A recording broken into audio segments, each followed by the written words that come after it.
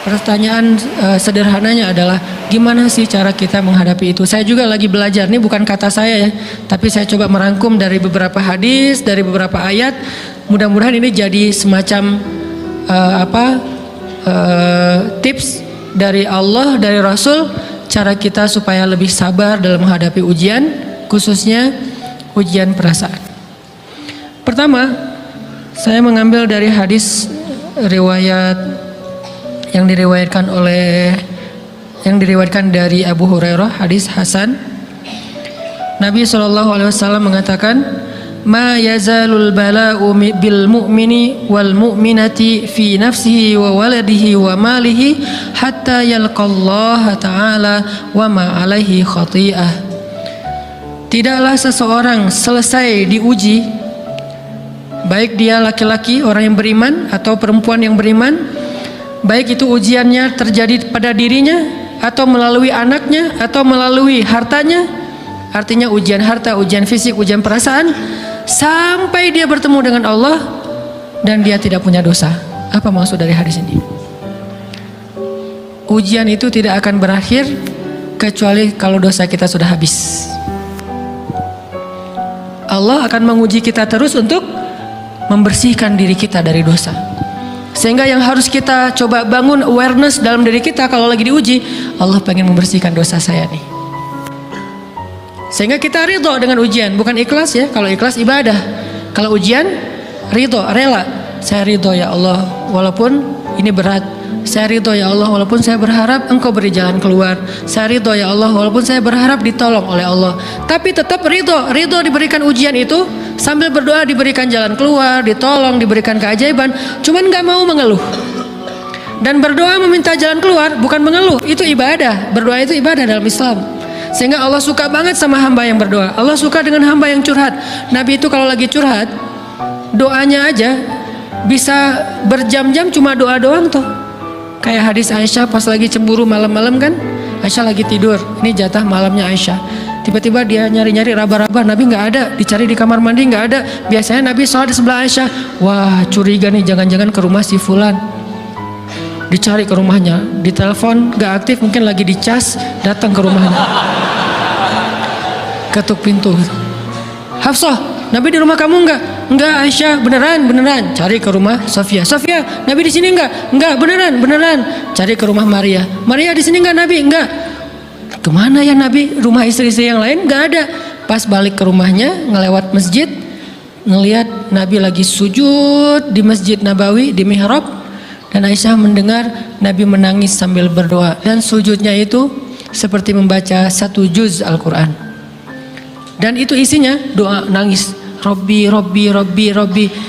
Jadi kalau kita katakan nggak usah banyak berdoa sama Allah, malu. Justru Allah suka kepada hamba yang berdoa. Justru sebaliknya, kalau kita jarang berdoa atau enggan berdoa, buat Allah itu orang sombong. Allah nggak suka hamba kayak gitu. Kamu nggak butuh saya. Sama kayak kita lagi ada masalah, punya teman yang punya kelebihan harta, terus kita kayak bingung gitu nyari kesana kemari pinjaman, dia nggak dikasih tahu. Pas dia tahu dari orang lain, dia ngomong apa? Kamu nggak nganggap saya ya? Emangnya saya bukan teman kamu? Kok kamu punya masalah keuangan tapi saya nggak dikasih tahu, malah saya tahunya dari orang lain? Tersinggung kan? Kalau teman kita aja tersinggung, apalagi Allah. Kamu punya masalah kok nggak ngomong ke saya, wahai hambaku? Bukan berarti Allah nggak tahu. Allah tahu, cuman Allah berhak, bukan ingin ya, berhak untuk dilibatkan. Allah berhak untuk dicurhatin. Allah berhak untuk dijadikan tempat kita untuk habis-habisan menangis dan melampiaskan masalah kita kepada Allah dalam bentuk curhat-curhat dan doa. Sehingga kalau kita berdoa, ya Rabbi, Allah langsung inni qarib, mendekat Allah kepada kita. Jadi teman-teman yang dirahmati Allah, kalau kita punya masalah, kita coba bangun awareness, oh Allah pengen membersihkan dosa-dosa saya nih. Terus kita berdoa, ya Allah bantu saya, ya Allah tolonglah saya, istighfar. Saya kadang-kadang ngerasa nih, kalau ada dosa, ada kesalahan, ada kekeliruan yang saya lakukan, misalnya gitu, kalau saya nggak kuat istighfarnya, bentar lagi akan diuji sama Allah. Ujiannya macam-macam. Alhamdulillahnya ujiannya masih ketahan. Pasti diuji sama Allah. Kalau istighfarnya nggak kuat, taubatnya tuh nggak kuat, langsung diuji sama Allah. Dan saya langsung sadar, oh benar, berarti yang tadi ini lagi dihapus sama Allah nih. perkencang lagi, perkuat lagi istighfar. Kenapa? Karena kalau istighfar kita kuat, berarti kan dosa kita dihapus dengan istighfar ya. Otomatis ujian kita durasinya berkurang. Makin kuat istighfar, makin berkurang. Kalau istighfarnya udah mantap, udah selesai, Allah cabut tuh ujian kita. Diganti dengan kebaikan. Jadi teman-teman, kita coba sadari, oh kalau Allah menguji saya, emang saya banyak dosa. Sebelum kita mencari kambing hitam, nyalahin orang lain, sebelum kita marah kepada orang lain, kadang wajar kita marah kepada orang lain gara-gara ucapannya, komennya, teks dari dia, wajar.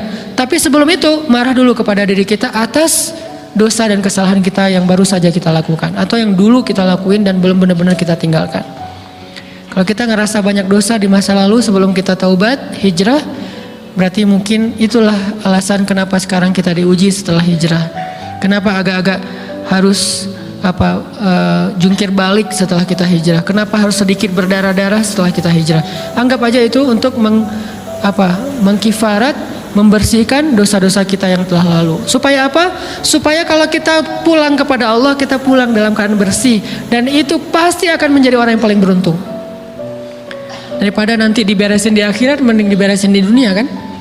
Soalnya kalau diberesin di akhirat itu lebih berat.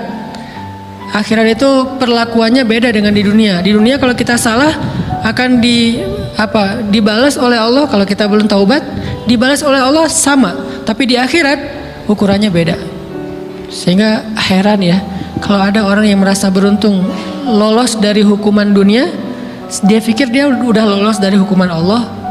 Mending dia beresin deh di dunia daripada nanti di akhir berlarut-larut. Itu bahaya banget. Kalau buat saya pribadi, dan saya yakin teman-teman juga kayak gitu, nggak mau ada masalah di akhirat, mending masalah di dunia aja. Tapi masalah di dunia juga kita nggak mau berlarut-larut, pengen cepat dimudahin sama Allah. Caranya istighfar. Tidaklah Allah memberikan kepada kita ujian kecuali salah satu alasannya pengen menghapuskan dosa. Idza kathurat dzunubul 'abdi walam yakun lahu min amalin liyukaffiraha fabtalahu Allahu bil hazan liyukaffiraha.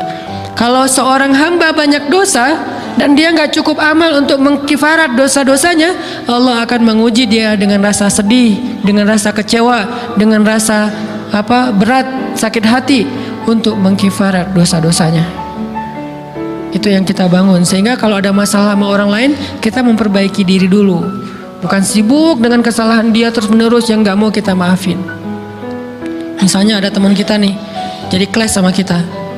Hal pertama yang kita bangun, astagfirullahaladzim, saya banyak dosa nih.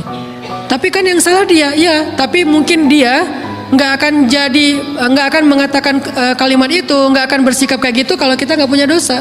Allah sengaja mengutus dia untuk menguji kita lewat kata-katanya, lewat perilakunya, karena kita punya dosa. Jadi penyebab pertama diuji itu bukan teman kita yang salah, itu penyebab kedua. Memang dia salah, dan itu harus kita akui, realistis lah. Dia salah, dia nggak pas, dia nggak bijak, dia apa. Oke. Tapi yang mentakdirkan dia salah kepada kita, Allah Subhanahu Wa Taala. Kenapa Allah takdirkan gitu? Karena kita masih punya banyak dosa. Allah kirim kita ujian, bisa manusia, bisa alam, bisa dalam diri kita sendiri. Itu semuanya adalah cara Allah untuk menguji kita dan membersihkan dosa-dosa kita. Ini yang kita bangun pertama. Yang kedua, kata Nabi di dalam hadis Bukhari, "May yuridillahu bihi khairan", yang terkenal kan yufaqihu fiddin, itu yang terkenal. Ternyata ada dua modelnya.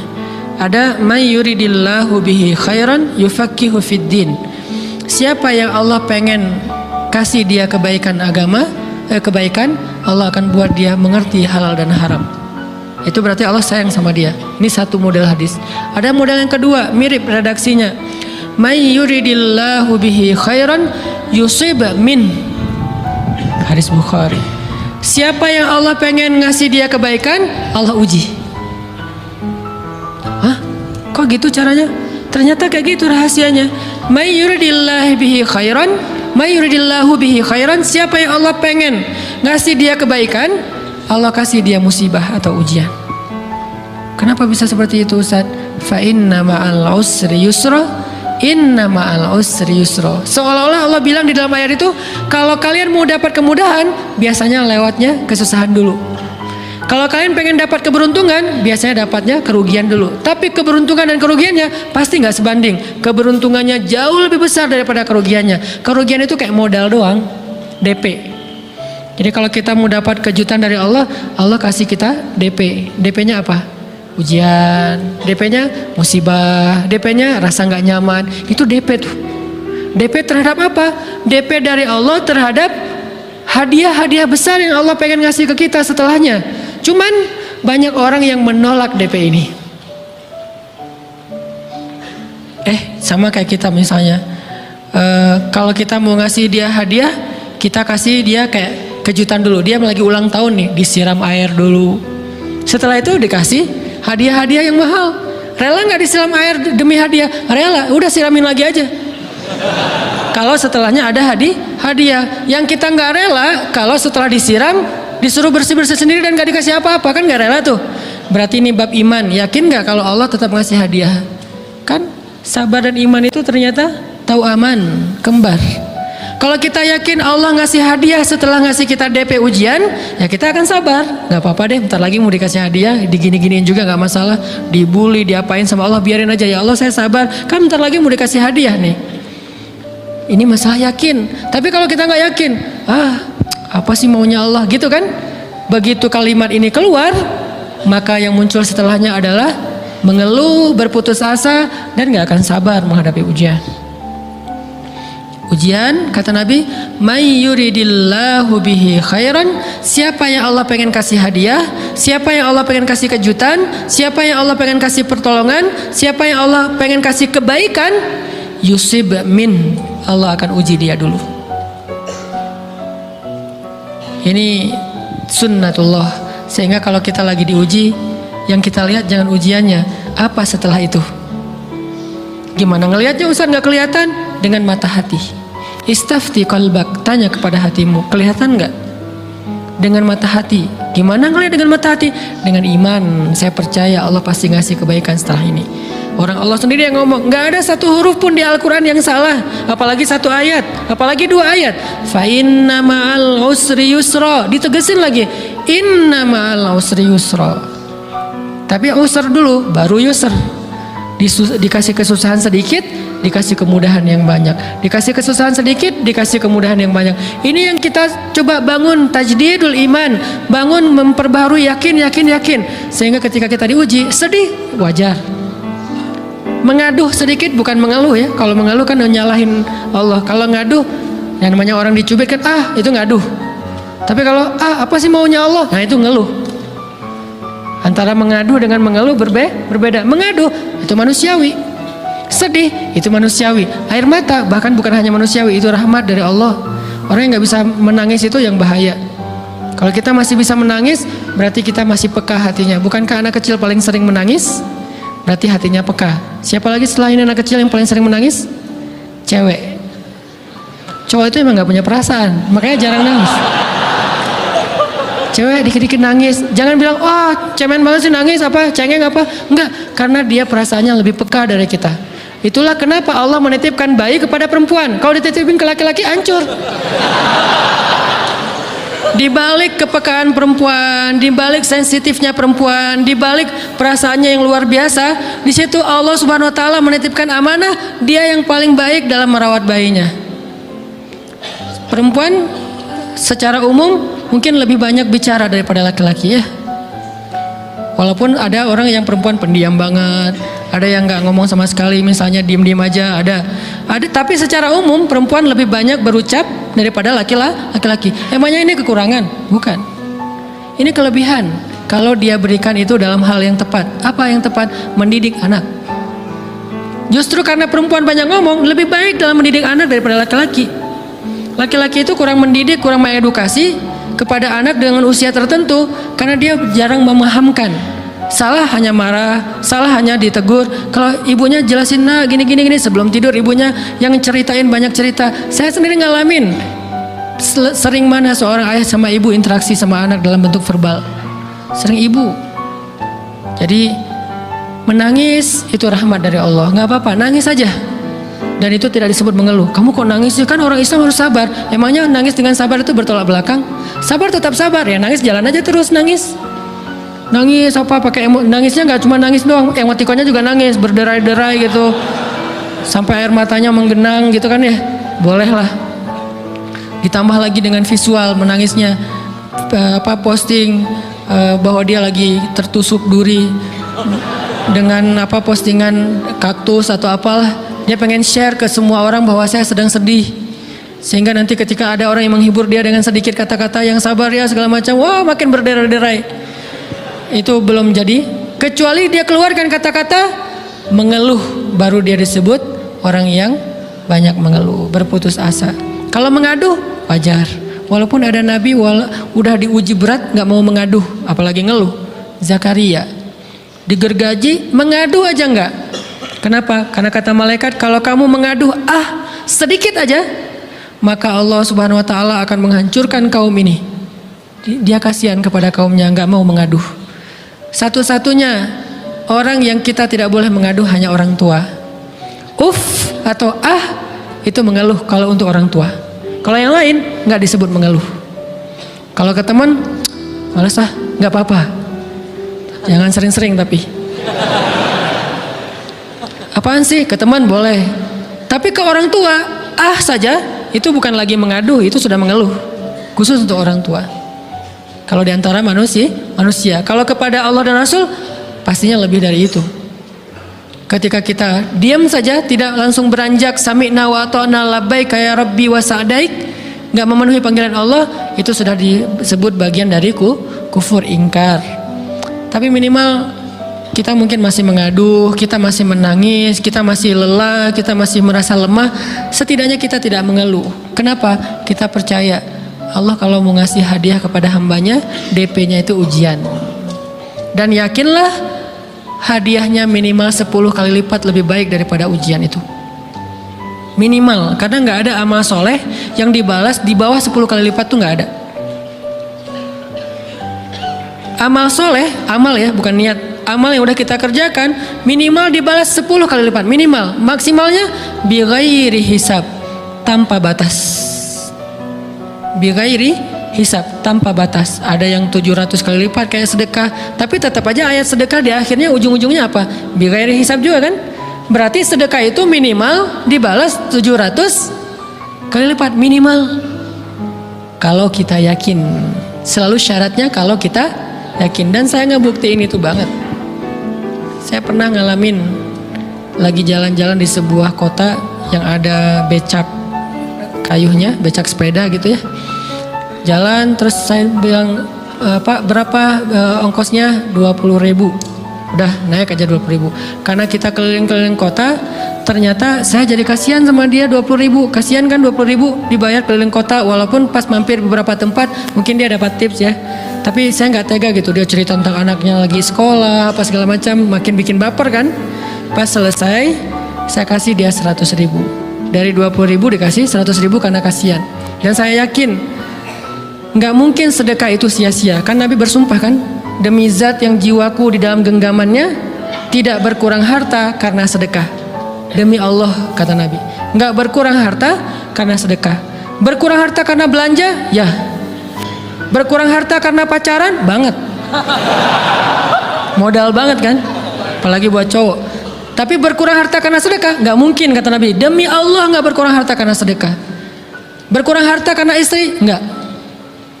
Karena memberi kepada istri itu pahalanya lebih gede daripada sedekah. Makanya ngemodalin pacaran setelah nikah itu tumbuh berkah. Modal pacaran sebelum nikah itu apes.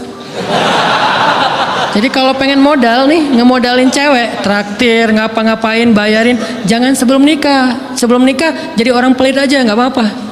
Tapi setelah nikah, jor-joran ngasih, apalagi yang, bayarin semuanya. Kenapa? Pahalanya lebih gede daripada sedekah.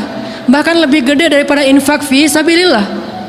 Seorang suami memberi nafkah istri, itu pahalanya terkadang lebih besar daripada kita berinfak untuk fi sabilillah, untuk korban perang. Saya heran kalau ada orang sedekahnya rajin tapi ke istrinya kikir, aneh, berarti dia nggak ngerti konsep. Padahal memberi kepada istri itu selama itu kebutuhan pokok ya, dan sedikit entertain, nggak apa-apa asal nggak berlebihan, itu luar biasa. Makanya saya kalau jalan sama istri yang yang mana? Itu yang Oni suka. Oh ya, Oni suka.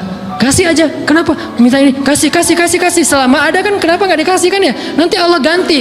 Makin rajin kita ngebayarin istri kita, ngebelanjain istri kita, makin Allah ngasih yang kita nggak pernah duga-duga. Sampai istri kita cemburu sama kita. Kok kamu duitnya banyak banget sih? Kan gara-gara aku sering ngasih ke kamu. Ya udah sini lain lagi. Mau ditransfer berapa gitu kan ya? Saya ngasih 100.000 ke si bapak. Dan saya yakin teman-teman sedekahnya pasti lebih dari itu, karena 100.000 saya sebut. Kalau 1 juta ke atas saya nggak mau nyebut, malu dong, ria ya.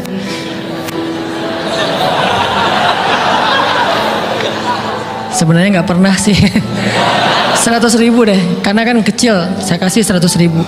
Ternyata begitu saya kasih 100.000, dia doa.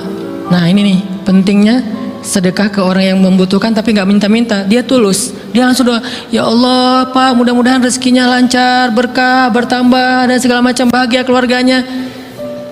Doa-doa ini semuanya dikabulkan dalam hitungan hari. Pertama, bertambah bahagia rumah tangganya, dapat kecupan dari istri. Dia nganggap suami saya cowok banget sih, mulai satu nih. 2, demi Allah, selang 15 jam kalau nggak salah, karena waktu itu malam, besok paginya ada orang yang ngejar-ngejar saya pengen ngasih hadiah. Ustadz, saya pengen ketemu Ustadz. Maaf, saya nggak bisa ketemu sekarang, lagi rush, lagi tight schedule, gitu-gitulah, sok-sok gaya nggak jelas gitu ya. Terus Ustadz, saya pengen banget ketemu. Dia nggak ngomong pengen ketemu apa. Kalau dia bilang mau ngasih duit kan langsung saya prioritaskan kan ya. Berhubung dia nggak ngomong, ya udahlah, saya sosok jual mahal gitu. Tapi yang namanya rezeki kan gimana kita tolak, dia datang kan. Saya nolak. Pokoknya sebentar aja, 5 menit, nggak akan ganggu waktu Ustadz. Ya udah besok pagi ya pas breakfast gitu, pakai gaya-gaya dikit breakfast. Pas breakfast, oh ya siap Ustadz. Jam berapa? Jam 8. Udah janjian jam 8. Mungkin orangnya nih dengar live streaming, Pak jazakumullah khair jaza. Makasih banyak, mudah-mudahan Allah tambahkan rezekinya.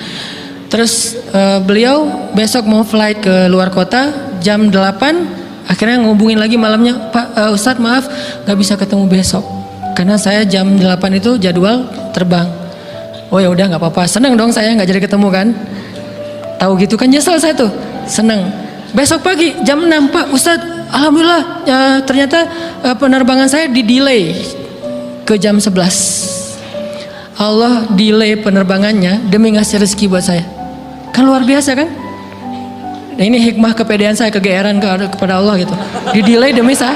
Kan kadang-kadang GR ya di depan Allah ya. Robbi akraman kan gitu ayatnya. Allah memuliakan saya dengan istighfar tetap. Akhirnya saya bisa ketemu Ustaz.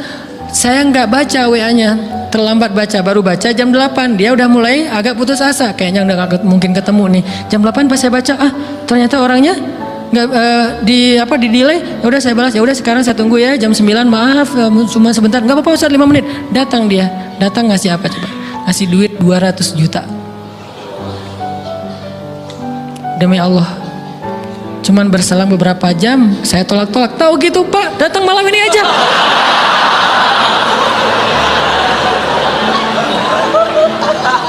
Harusnya malam itu juga saya cari orangnya. Kalau perlu saya yang nyamperin Bapak, Sherlock, saya kejar. Manusia gitu banget ya. Tapi Masya Allah di situ saya jadi tahu, oh doa orang itu lebih akurat, lebih mantap, lebih diijabah daripada doa saya. Mungkin bukan karena sedekah, tapi karena doa setelah sedekah. Ya Allah dan segala macam dimudahkan sama Allah. Itu luar biasa loh. Saya nggak percaya, saya pikir main-main. Orang nih iseng kayaknya pengen ketemu doang, pengen selfie. Ternyata pas saya cek, ditransfer, di capture, Ustadz udah ditransfer. Saya, jangan-jangan nih jebakan Batman gitu ya. Nyari-nyari sana segala macam. Alhamdulillah ternyata emang niat baiknya pengen, alhamdulillah saya terkesan, saya dapat hidayah lewat Ustadz segala macam. Sekarang saya pengen membalas jasa Ustadz walaupun kecil 200 juta. Untung saya nggak kaget dan kemudian pingsan. Pak 200 juta stroke kan ya, bahaya, lebih mahal dari 200 juta. Ini keajaiban ya teman-teman. Jadi kita tuh, saya kan sering bilang keajaiban itu terjadi tergantung tingkat iman. Bukan saya udah soleh banget, enggak. Saya belajar terus untuk yakin deh sama Allah. Modal kita tuh kan gini sebetulnya kan. Duit kita tuh banyak loh teman-teman, cuman gak disimpan di bank, gak disimpan di saku, disimpannya di sisi Allah. Bedanya apa sih? Kenapa kita kalau disimpan di bank tenang? Saya lagi punya duit banyak dari 100 juta, di mana? Di bank, aman. Kenapa kalau disimpan di saku aman, tenang? Kenapa kalau disimpan di Allah nggak tenang? Kenapa kalau disimpan di Allah kita bilang nggak punya duit? Ini kan nggak fair sama Allah. Nggak punya duit nih. Siapa bilang nggak punya duit? Kan ada Allah. Tinggal minta sama Allah. Tapi nggak ada wujudnya. Tapi kan ada janjinya. Bukankah janji Allah lebih kuat daripada wujud? Bukankah iman harusnya lebih mantap daripada sesuatu yang konkret yang kita lihat? Ada duitnya di sisi Allah. Kenapa nggak dikasih? Karena kita belum butuh. Kalau kita yakin duit kita itu ada di Allah, tapi dikasihnya pas kita butuh. Begitu butuh ya Allah, langsung dikasih sama Allah. Itu banget benar-benar terjadi dalam kehidupan kita. Pasti kayak gitu. Tingkat tergantung kita yakin apa enggak. Nih kalau Allah bilang may yuridillahu bihi khairan, Allah kalau pengen ngasih hadiah kepada seorang hamba, Allah kalau pengen ngasih kejutan kepada seorang hamba, yusib, Allah kasih dia ujian sedikit aja. وَلَنَبْلُوَنَّكُمْ بِشَيْءٍ sedikit bisyai'im minal khawf wal ju' wa naqsim minal amwal wal anfus wath thamarat wa basyiris sabirin. Kami uji sedikit aja dengan rasa lapar, dengan rasa takut, dengan sedikit kekurangan ini dan itu, sedikit. Tapi wabasyiris sabirin, sampaikan kejutan kepada orang yang bersabar. Sampaikan kejutan kepada orang bersabar. Jadi bisa dibilang kejutan-kejutan hidup kita itu munculnya dengan iman dan sabar. Dengan iman dan sabar. Iman artinya yakin, husnuzon sama Allah. Ana inda dhanni abdi bi, aku tergantung prasangka hambaku kepadaku.